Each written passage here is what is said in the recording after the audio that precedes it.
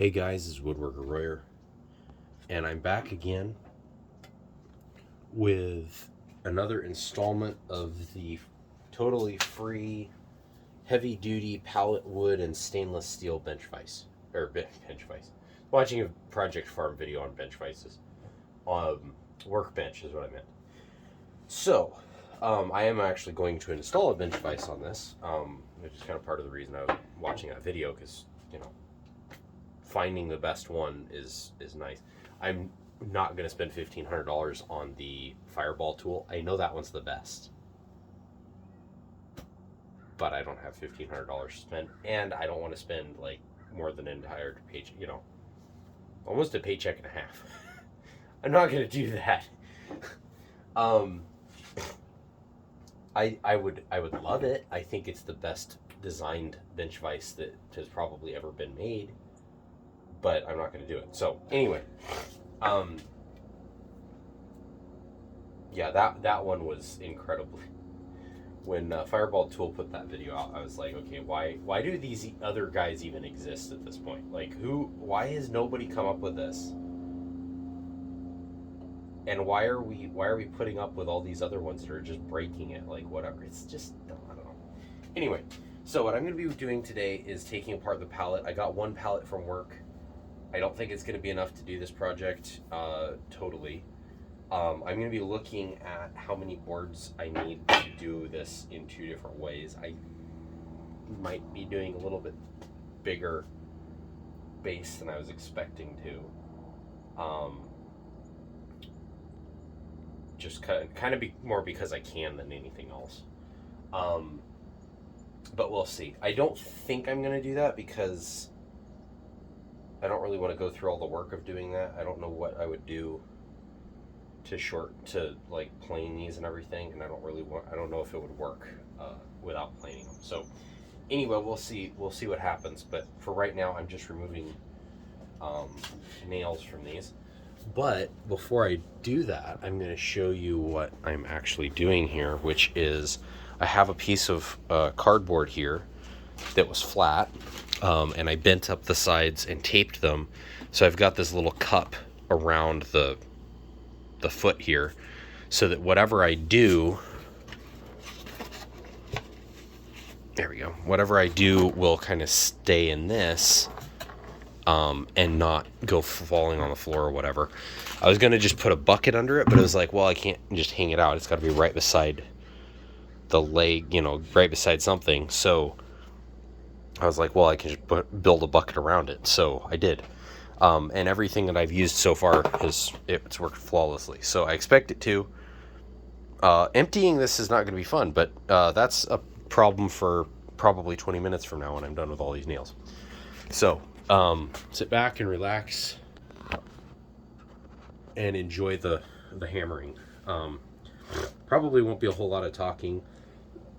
I'm pretty hoarse from the other day. I was at a conference. Yeah, the music was slightly loud. I probably lost, 20 years of normal hearing loss in that one day.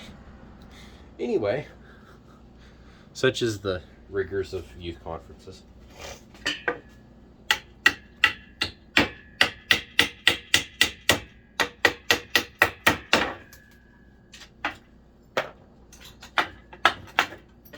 Oh, well, it can't help that. Okay, I mean, so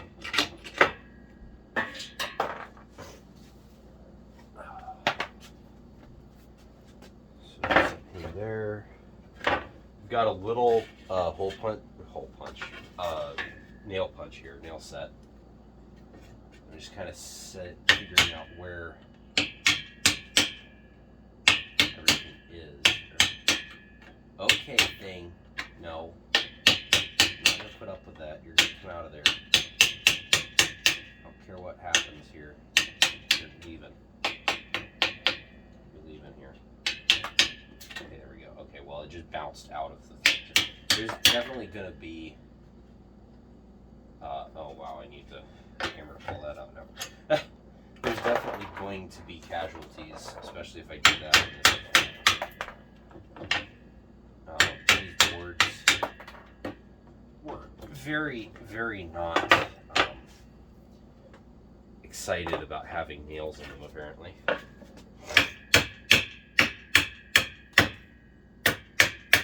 But they are relatively solid pallet pieces. The edges of these, I'm always amazed at how destroyed this is, because this is hardwood. I don't know how dry it is when they build these, but you guys probably can't even hear a word I'm saying. I don't know how dry the wood is when they build these, but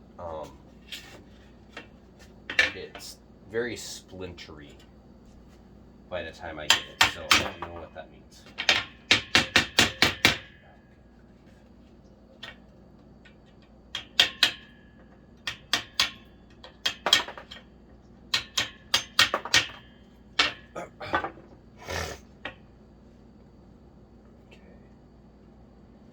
And the way I did this, and by far the easiest way I've ever seen to do it, to remove boards from pallets in one piece.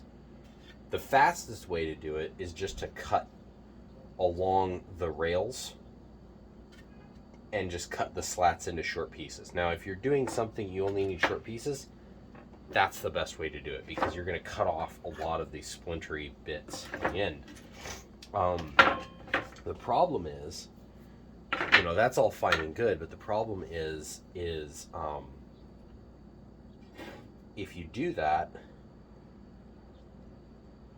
you know, you don't get a long board. I need a long board for this specific project, so I have to do it this other way, which is to use, on both edges, I use a reciprocating saw to cut through the nails just under here. I don't care if it gets all scuffed up or whatever, who cares.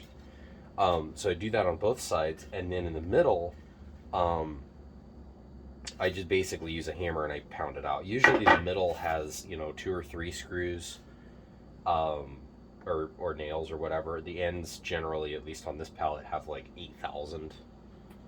I mean, this board had 12, literally had 12 screws holding it in. 4 of them were in the, or nails holding it in. 4 of them were in the middle, but this other one was a little bit more sane. It had 5, you know, 2 and 2 and 1, but you know, whatever. Anyway, I'll go grab some more boards here. I paused the video here, just so that I don't run out of storage space before I'm done with this project, but I set my, because the only horizontal space, because I don't have this, the only horizontal space I have is my little shop stool, one of those little round wheelie things, and I set the bundle of boards on there, and I hear it pop, and I was like, oh, there went the seat. Just stabbed through the seat with who knows how many nails.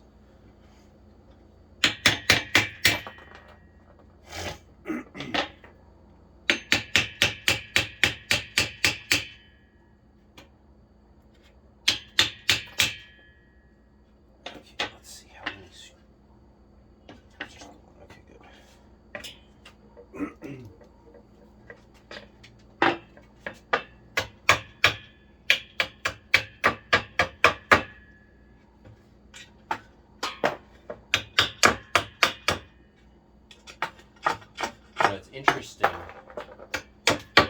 I don't know where any of these pallets are made, but it's very interesting to note that maybe they're all made in the same factory, but the last one that I took apart, the nails were harder to remove. I also hadn't used this method on it. The nails were harder to remove, but the boards weren't as destroyed, and they only needed, you know, 6 nails in a board instead of like 12. So it kind of makes you wonder, like, maybe you guys should, you know, engineer them a little bit better, and then, you know, they don't need like 8,000 screws or nails to hold them together.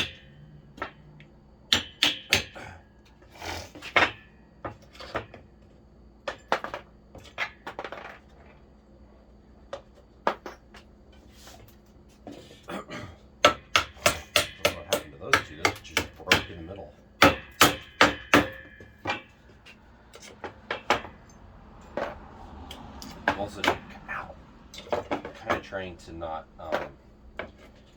apparently I wasn't trying hard enough not to get my thumb on the hammer there.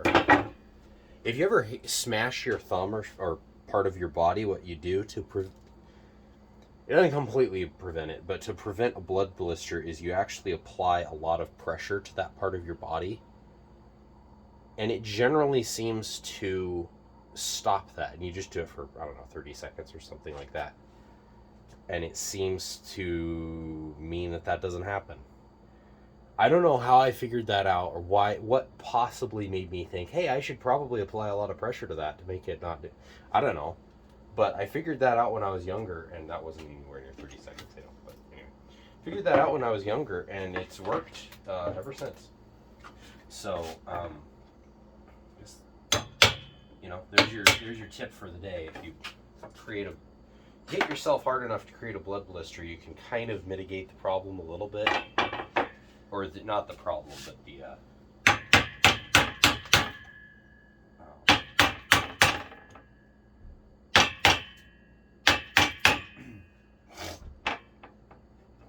the results of that problem, the consequences of it.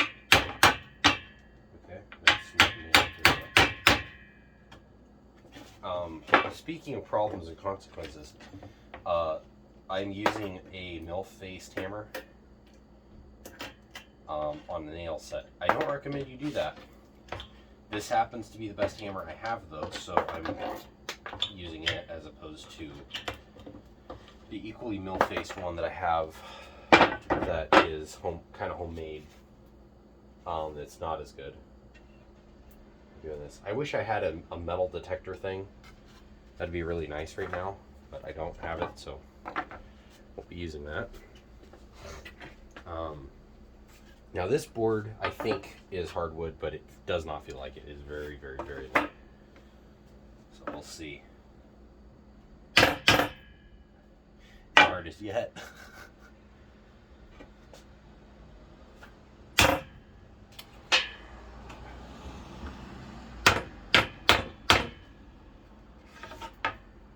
Oh boy.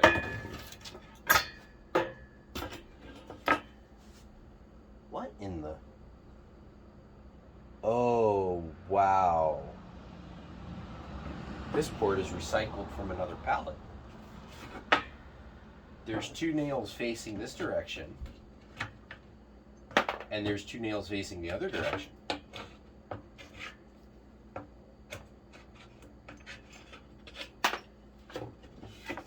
That's new. Didn't know they recycled pallets like that. Explain why it's so light. It's just completely dried out.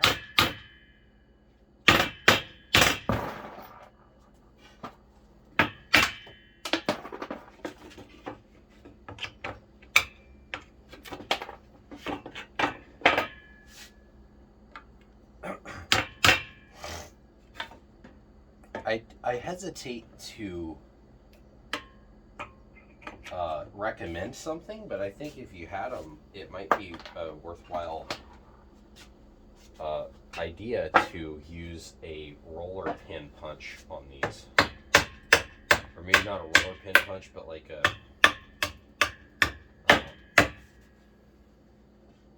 I guess it is just called a punch, huh? One of those instead of being like this is tapered down. Instead of being tapered down, it's parallel. It goes to a certain point, and then it goes down to the diameter, and it stays that diameter for about an inch. That might actually be better for this. It's less strong that way, but it might not. It wouldn't get stuck like this does. So I don't know. Maybe it's worth it. A nail set is not meant to do what I'm using it for. I don't know if anybody doesn't use it for this, but I don't know what other tools would really be good for this, but it's not really meant for this. It's literally meant for, oh, the nail didn't go in enough, or I don't want to hammer it all the way in because I don't want to mar up the thing with a hammer. I'm going to take this, set it on the nail head, and then just tap on it. That's what it's actually meant to do. Um,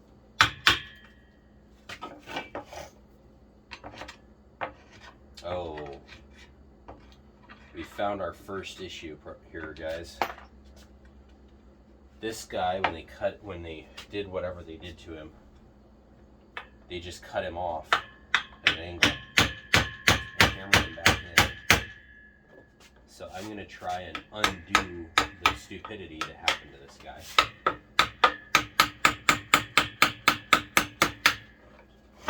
Might be getting my cat's paw out. We're going to do this other guy here first.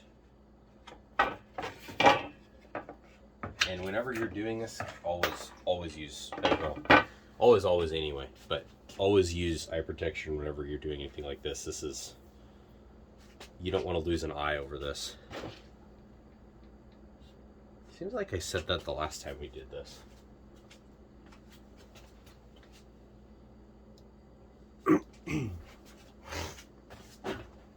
About a third of the way through my battery, not my battery, but my recording limit here. Now, I've never used a cat's paw before. I know how they work, basically, but I've never actually used them. Basically, the side of it that's called a cat's paw is meant to dig into the wood like a chisel a little bit and then allow you to do that. And it works amazingly well. Obviously, if you're wanting to not destroy the wood, it's probably not a good idea to use one. But if you don't really care about, oh man, dude, I need to wear boots in the shop. I'm wearing sandals right now, and this is the second time I've dropped a sharp thing on my left foot this week. Thought I broke it the other day. Okay, it's not coming out on its own. Dropped a hammer, or not a hammer. I dropped a screwdriver on it. I don't know if you've ever held a Milwaukee 11, no, it was a 13-in-1 screwdriver. Those things are heavy. And it was a common or slotted bit on the end, and I dropped it right on my foot. On the bone, no less. That hurt. Happily, it doesn't hurt today, and it didn't hurt after about 15 minutes, so apparently it's not broken. Praise the Lord for that, because although I would have had a fun conversation with my boss about that, because he was insisting, and rightly so, that I sign up for insurance with the open enrollment, and I had done that the day before I dropped that on my foot. So that would have been kind of funny to tell him, hey, you know, you wanted me to do this? Well, I did it, and now I dropped something on my foot. I'm not going to go back to work for a while. Broke my foot. Happily, I didn't have to do that because I like my job. Obviously, they wouldn't fire me or anything like that, but wow, I stabbed this with like 4 nails. I like my job, and I don't want to do that to them, and I also don't want my foot broken. So, I mean, I'm going to be completely honest. I'm more worried about my foot getting broken than I am, you know, being able to work or not. But I don't want to have to deal with that. It's so weird. Some of these nails are completely different sizes than other ones. Like these that are in the middle here are really thin compared to the other ones. Also very loose. The only thing, you're not going to do that.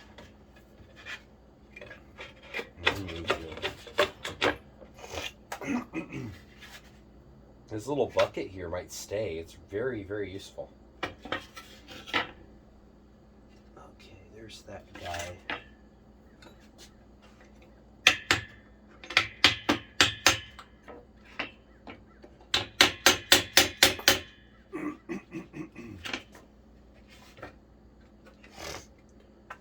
these were recycled pallets, and they just kind of had the new guy throw them together again after they got beat up. Okay,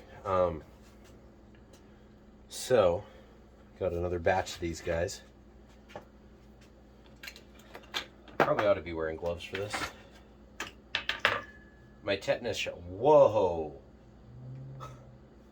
1, 2, 3, 4, 5, 6, 7. No, 5.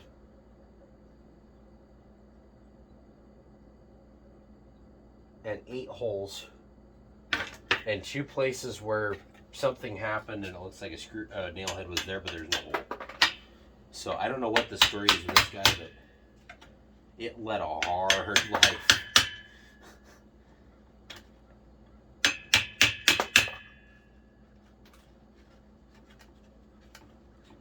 Oh, come on out of there, thing.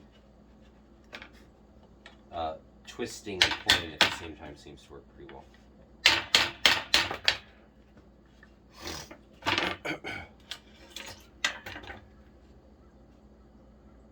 Okay.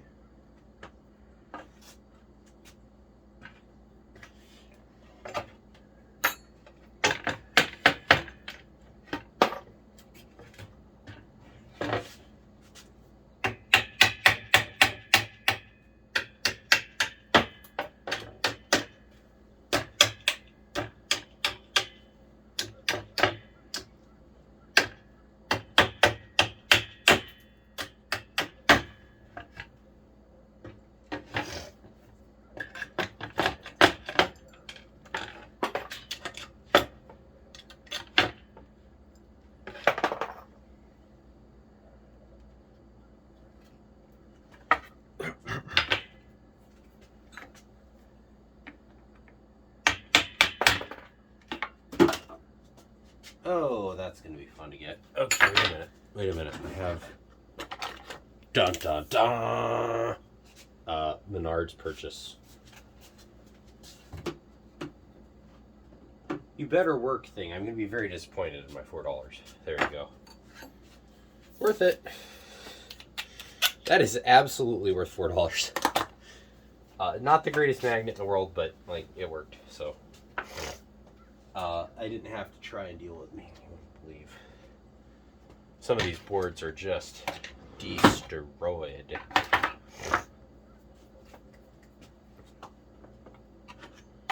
Is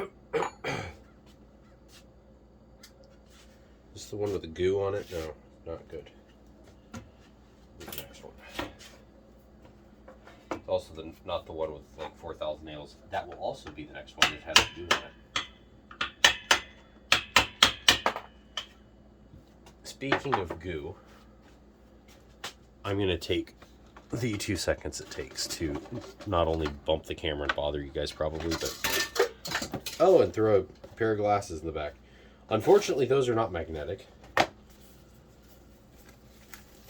Okay, guys, I'm going to pause the video here so that we can have something to actually look at later because I'll run out of file storage, so... when I'm done with the rest of these boards, I've only got 5, this one and 4 more, so when I'm done with that, I'll come back. Okay, guys, they're done. That was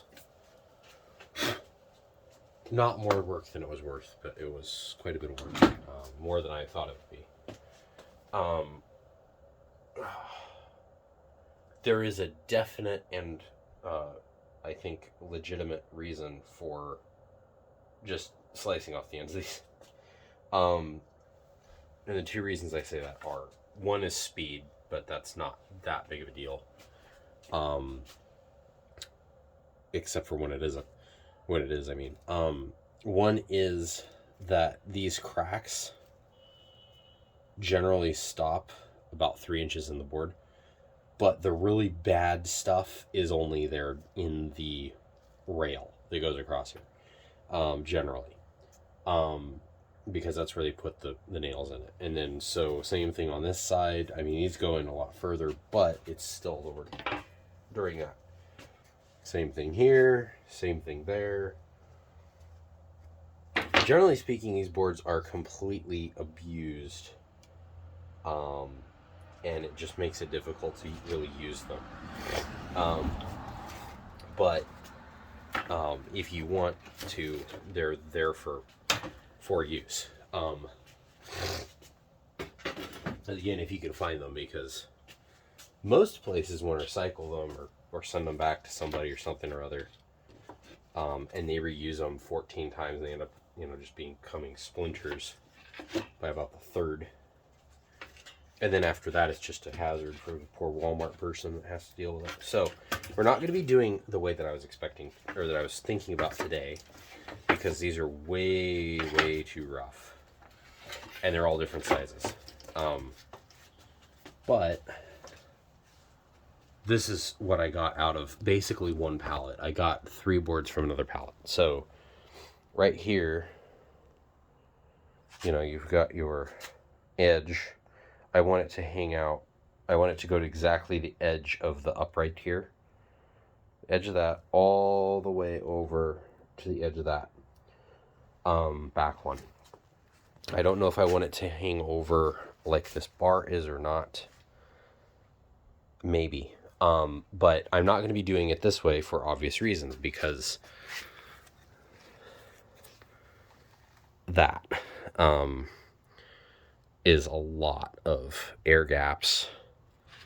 It is a lot of, these are not at all straight. They're not at all the same size. There's just so many reasons not to do it this way. Also, the amount of glue that would go into doing this would be, it's going to be astronomical anyway, but it would just be dripping out everywhere. There's ways to do it, and that is wax paper on the floor, essentially for the glue. But I'm not going to be doing vertical. This is just too rough of lumber. So what I'm going to do is layers. I can get enough space. So let's put 3 boards per layer. I'm not going to do actually 3 boards, but we're going to do 3 boards for the kind of 3 boards for the demonstration here. I'm going to be doing this, which is what I was originally planning on doing, just strips like this. The next layer will be perpendicular to that. The next layer will be back to this, like this. And I'll probably use the nicest boards for the top. The 2 issues that I have with this are, that's all fine and good, except that I'm going to have to clean these off. If it was just this, I could glue that. But there are boards like this one that used to look like that, and now they are not like that anymore. This one in particular is just covered in, I don't want to know what kind of dust. Probably got 4 different cancers growing on it. This one is relatively okay. I don't know if it's oak or, I think it's oak. It doesn't look like walnut. But they're all over the place. So what I'm gonna do, this one is really, really far gone. I don't know what I'm gonna do with him, but probably toss it. This one's the worst by far of all the boards. This one's pretty bad on this end. This is cracking off. The other one is falling off. They're all split to some degree. But I don't care if they're split. I just care if they're completely falling apart like this. So what I'm thinking about to clean these, because you can't glue dirt, that's not going to work. I'm thinking I'm going to get a brush that's pretty stiff, maybe a metal brush or something. I don't really want to just take it on a wire wheel to this whole thing, because I just think that'll be way, way, way filthy everywhere. But what I can do is, maybe I can do it on outside. Or what I can do is, I can just get a wire brush and do it by hand. Just rinse them, hit them with soap, and then wire brush them. That'll be more work than a tool, or than an electric tool, but I think it'll do an okay job. But yeah, we'll see what I do with that. But for now, I'm going to stop the recording. I will see you in part 3 of this. This is part 2. I forgot to put part 1 on the other one, but yeah. So anyway, I will see you later. This is Woodworker Royer out, and I'm going to try and upload this as soon as possible, and then get the other part of this video up also tonight if possible. So, Woodworker Royer out.